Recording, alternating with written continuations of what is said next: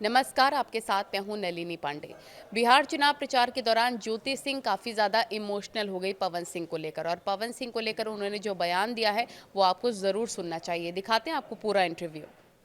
काराकाट को क्यों चुना आपने? मेरा सीधा सा सवाल आपसे। जी देखिए, लोकसभा चुनाव के बाद मैं लगभग 6 विधानसभा में कंटिन्यू बनी रही। और मैंने देखा कि सारी मतलब जो और विधानसभा हैं उसमें ठीक मतलब फिर भी वो डेवलप है। और वहाँ पे कारागाट की जो स्थिति है, जो मतलब कारागाट आप जाओगे, आप अब शायद अभी आए हो तो आपने भी देखा होगा। मैं लोकसभा में आई थी। जी, कारागाट में डेवलपमेंट के नाम पे कुछ हुआ ही नहीं है। यहाँ पे आज भी बच्चों के लिए बढ़िया स्कूल नहीं है। मतलब कारण डेवलपमेंट ही है या लोग जो कह रहे हैं कारण वो है कि क्योंकि पवन सिंह ने यहाँ से चुनाव लड़ा था, मार्जिन उनका बहुत ज़्यादा नहीं था, वो तो इस तरीके के त्रिकोणीय समीकरण बन गया तो वो चुनाव हार गए, इसलिए आपने काराकाट को चुना कि पवन सिंह यहाँ से ताल ठोक रहे थे, ज़रूरी है कि उनकी चीज़ों को अब सामने रखा जाए। नहीं नहीं, ऐसा कुछ नहीं है। मैं लगभग मैंने पहले भी बोला था कि मैं 3 विधानसभा पे मैं मतलब विचार कर रही थी, नवीनगर, काराकाट और डेहरी। तो मैं चूँकि डेहरी भी मैं ऐसे भी आती थी तो मैं डेहरी में ही रुकती थी, तो मैंने देखा डेहरी में ऑलरेडी जो चीज़ें चाहिए वो अवेलेबल है, आपको इजीली मिल भी जाएंगे।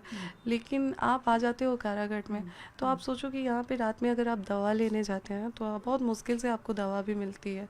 चूँकि मैं घूम रही डेवलपमेंट नहीं दिखा इसलिए आपने काराकाट को बिल्कुल चुना। जी, डेवलपमेंट नहीं दिखा इसीलिए मैंने कारागाट चुना। ठीक है।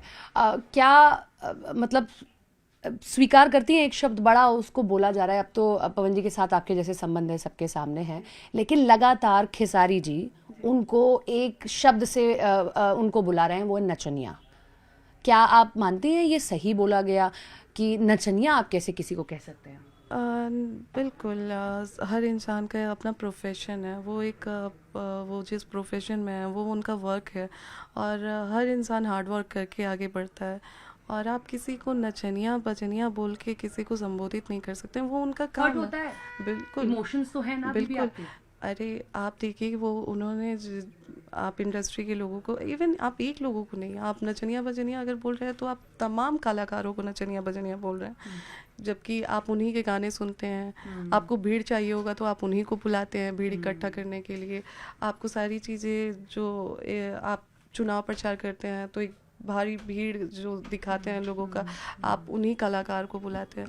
तो उन कलाकार को आप फिर नचनिया बजनिया कह के संबोधित करते हैं, ये बहुत हर्टफुल है। सम्मानजनक शब्द होने चाहिए। जी बिल्कुल, सम्मानजनक शब्द होने चाहिए। वो एक कलाकार है और लोगों को एंटरटेन करते हैं, लोगों को बहुत सारी देखिए आप और सारी कई सारी मूवी है जिससे हम बहुत कुछ सीखते हैं, तो आप उस चीज़ को सिर्फ नचनिया बजनिया के रूप में नहीं देख सकते। ज्योति सिंह के लिए वो क्या है? अब क्या है जब स्थिति सबके सामने आ गई है, आप विधानसभा चुनाव में सक्रिय रूप से उतर गई हैं, और जो पहले कुछ हुआ 1 महीने पहले, अब आपके लिए पवन सिंह कौन है, क्या है?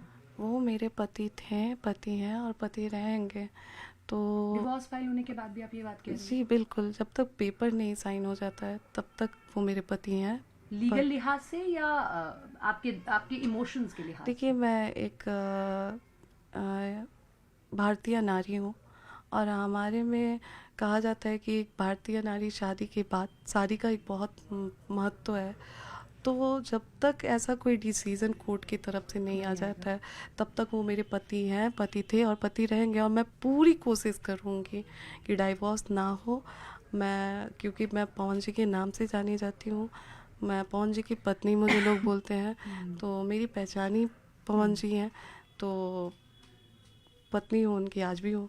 बनी रहेंगी।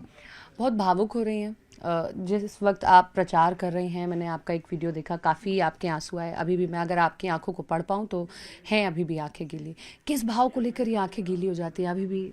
एक तो देखिए, जनता का इतना प्यार और समर्थन मिल रहा है और महिलाएं जिस तरीके से मुझसे मिलती हैं, आप भी महिला हो या फिर जो झेल कर आई हैं उसके बाद उठी? जी।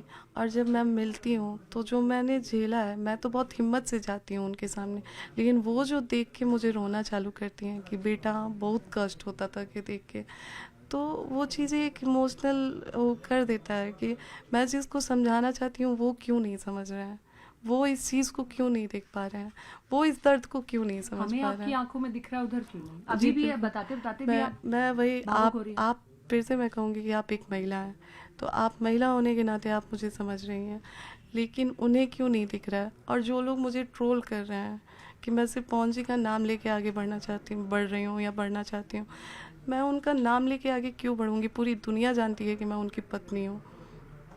अच्छा, आप देखिए, मैंने करवा चौथ का व्रत किया तो लोगों ने ट्रोल किया कि इतना कुछ होने के बाद दिखावा कर रही हैं, ऐसे कर रही हैं, वैसे कर रही हैं, जबकि यही व्रत अगर मैंने नहीं किया होता तो भी लोग बोलते कि वाह इनका हो गया, कल तक ये दिखावा करी।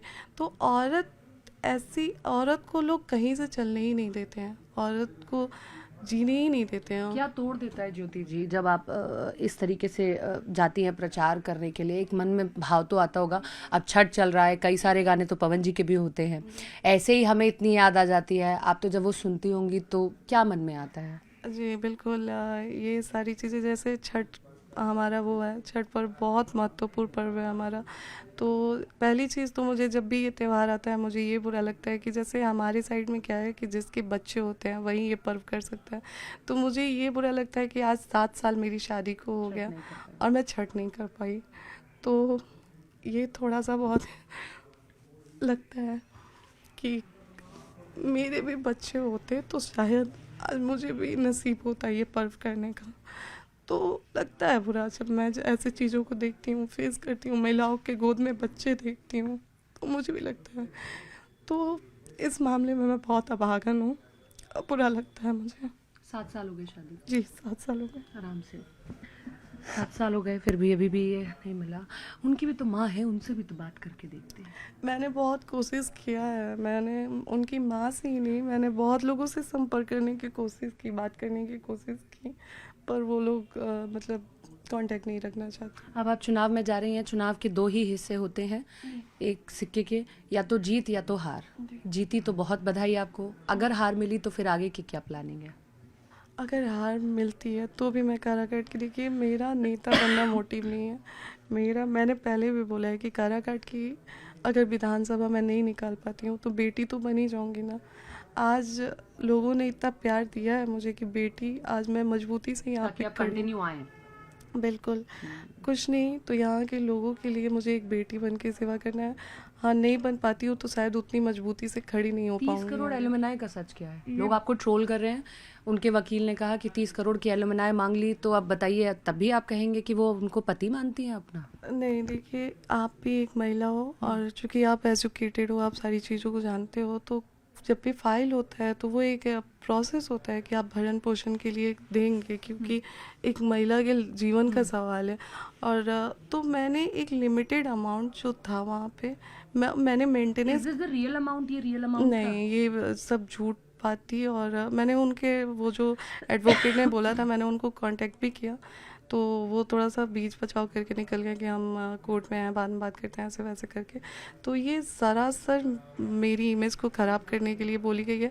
आज मैं आपके चैनल के माध्यम से कहती हूँ कि अगर कहीं भी ये चीज़ साबित कर दी जाती है कि मैंने उनसे 30 करोड़ की मांग की है, तो आप जो चाहे वो मुझे बुला लें, जिस नाम से चाहे। आपको पता है, कल मैंने एक महिला का इंटरव्यू किया, उन्होंने आपका समर्थन किया, वो थी अक्षरा सिंह। उन्होंने कहा कि मुझे बड़ी खुशी हो रही है, वो मजबूती से चुनाव लड़ रही हैं, इतना झेलने के बाद भी मैं उनका समर्थन करती हूँ। मैं छठी मैया से कामना करती हूँ, क्योंकि वो छठ का व्रत रख रही हैं, कि वो जीते। जी मैं बहुत बहुत धन्यवाद, मैं तो दिल से आभार प्रकट करूंगी उनके लिए कि उन्होंने, देखिए मैं बोल रही हूँ कि ये लड़ाई सिर्फ एक ज्योति सिंह की नहीं है, ये तमाम मेरी तरह तमाम महिलाओं क्या की। पता उनको इसलिए आ रहा हो क्योंकि आप दोनों के आरोपी एक ही हैं? जी देखिए बिल्कुल, मैं ये जो चीज़ें मैंने झेली है वो भी उनके साथ रही हैं और एक अच्छा खासा टाइम उन्होंने दिया है, तो उन्होंने भी बहुत सारी चीज़ें फेस की है। तो एक महिला होने, और बिल्कुल उनको पता है, जो क्योंकि उन्होंने भी चीज़ें झेली है, तो उनको बहुत अच्छे से पता है कि मैं क्या झेली हूँ या फिर मैंने क्या फेस किया है। तो उन्होंने इतनी बड़ी बात बोलना और इतना सपोर्ट करना, उसके लिए मैं दिल से धन्यवाद उनको देती हूँ। किसी पार्टी से टिकट क्यों नहीं लिया आपने?